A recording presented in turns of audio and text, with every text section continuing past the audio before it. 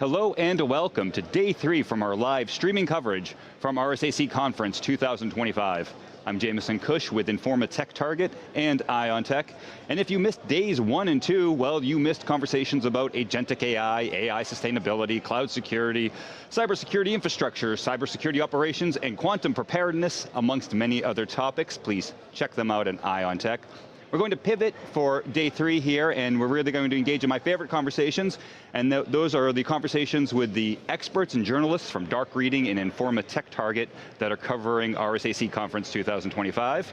Today, we are joined by Alex Culafi. Alex, a veteran here of the desk from last year, and now a senior news writer with Dark Reading. Thanks, Jameson. Welcome, welcome. So, I want to kick it off to you, but before we kick off to you about what you're writing about, I do want to address last year. Okay. Your closing thoughts last year were that RSAC Conference 2024 were about, what was it? Hyping AI, marketing AI, and selling AI. Yes. So is that the case for 2025? Yeah, definitely. You're seeing the way companies pitch AI definitely get a little more mature. The products are starting to diverge, and you're starting to see like the different vendors have their own little takes on like very similar technology. But to be honest, like you go on the show floor, and I did yesterday, it's marketing AI and selling AI. It has come up in every conversation we've had, and I think we're the problem because we keep bringing it up, but certainly everybody has a lot to say about it. Yeah. And it touches on a lot of topics. But getting into some of your coverage from the show, you have a story that just went up on critical infrastructure on Dark Reading. So why is that so top of mind this year? Right, so we were talking about AI, and that's been another huge topic of conversation at RSA conference, or RSAC conference 2025 this year. But critical infrastructure has also been a pretty big point of discussion. I think that's because you have the Salt Typhoon telecom hacks last fall. You have the Colonial Pipeline attacks a few years ago. And then you have just the Russian invasion of Ukraine, a lot of destructive attacks there. So critical infrastructure defense and just the issues that surround critical infrastructure security has definitely been something I've heard and written a lot about this year specifically. So what do you specifics on what you're seeing on the show floor? What are people saying about it? Is it an issue of we need to beef up security around critical infrastructure, or is it that there's new threats that are targeting critical infrastructure? So I wrote about a session yesterday that was from DARPA, which is the US Department of Defense's like research arm, as well as the sister research arms dedicated to infrastructure and health.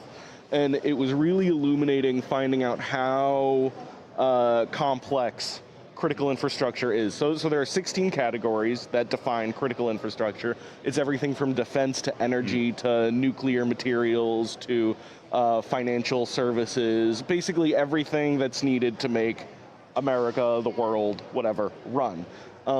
And when you zoom in on each of those categories, it gets even more complicated. So one of the things that the individual who spoke on behalf of the infrastructure arm was saying yesterday is that there are 300,000 stoplights or traffic signals in the United States.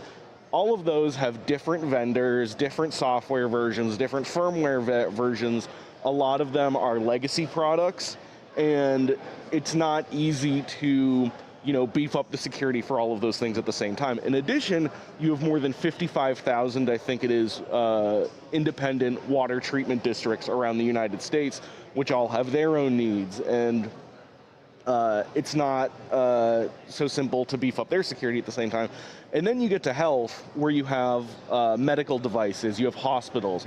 And in addition to that, you have regulatory issues, and the stakes for security are just so much higher because, if you get a faulty update for your laptop, maybe it's a little annoying, maybe they fix it the next day. If you get a faulty update for, like, let's say a pacemaker, that's a much bigger issue. So it was really interesting hearing all of these, like, federal government research professionals talk about how they have to dedicate their resources in smart ways, all the different technologies they're looking into, to try to solve these very difficult, complicated issues. On the health side, for example, they've started up programs dedicated to early detection of ransomware attacks in hospitals, patching medical devices like I was talking about, and just staying on top of medical device patching, or medical, just relevant patching in general, which is, like I said, very complicated issue. So even though from a security standpoint though, the fact that they are so varied and there's so many different systems, isn't that a sort of means of protection? It limits the damage that can happen if somebody infiltrates some of these systems. It could, but I think it's also just a very big target for threat actors to target. And if you think about a municipal wastewater plant, or a lot of like smaller organizations that utilize like ICSOT, they don't necessarily have the budgets to have dedicated security staff or many dedicated security staff members. And in addition to that, the stakes are so high for them getting compromised that OTICS related organizations have become an enormous target for ransomware actors. I think it's one of the largest categories, if not the largest by this point, especially if you loop in critical infrastructure, because if a wastewater plant gets hacked, it's not so easy to say, well, I'm not just going to pay the ransom, because it's not so simple as there are lives at stake, because they have a lot of good safeguards in place for that sort of stuff, but it is a really good pressure point for threat actors. So that's the problem. Is anybody discussing solutions? Oh yeah, like I said, the ARPA-H, the health sort of research arm, they're talking about, like I said, these dedicated programs that are building out suites of software that are specifically built for the needs of the health sector, which has its own issues. And then DARPA is trying to take its sort of best practice learnings and apply it to the whole Department of Defense. And then my understanding is that the Department of Transportation is in the process of researching, figuring out the right uses of, for example, automation to help optimize the patching process and the safeguarding process of, like I said, 300,000 traffic signals and Lord knows what else, right? And I'm guessing the threat landscape is similar to what we were discussing last year. I think it was so eye-opening hearing about Volt Typhoon and was the other Volt. All the Typhoons. All the Typhoons, that was it. Is that still the case? Is it a dangerous place? I'll tell you, I was talking to Adam Myers of CrowdStrike yesterday, and he's been on a big, I don't know what you would call it, but he's been talking a lot about China nation-state threat actors, which are what the Volt and Salt Typhoon are sort of adjacent to.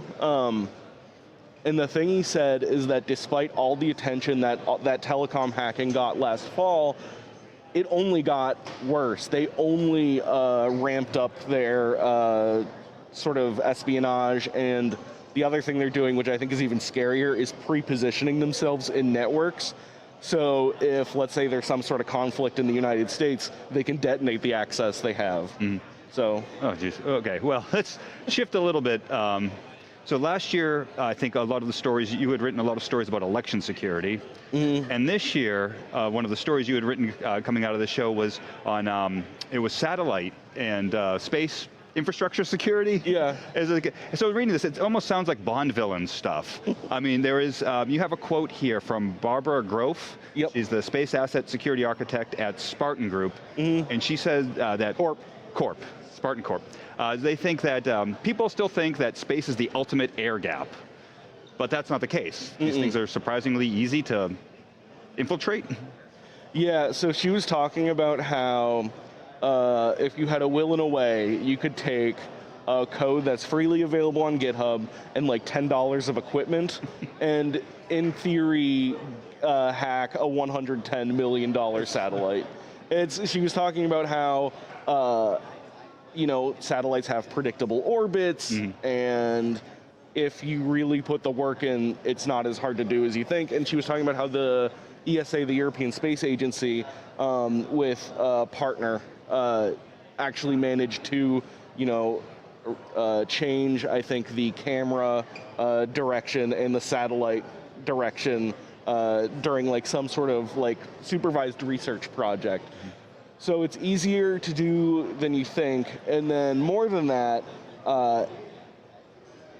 satellites, you think of them as Bond villain things, but that's how GPS is controlled. Like the stuff you have in your car, that's how aerospace navigation works. Just so many different technologies are tied up in, satellites and space technology. And I'm not saying like a satellite's going to get hacked tomorrow and it's going to be like a James Bond movie, but it's interesting and expectedly like a little bit scary that this stuff is possible. Well, this stuff has happened too. I think it was the Viasat was hacked during those Russian disrupted Ukrainian communications and some infrastructure at the beginning of that war.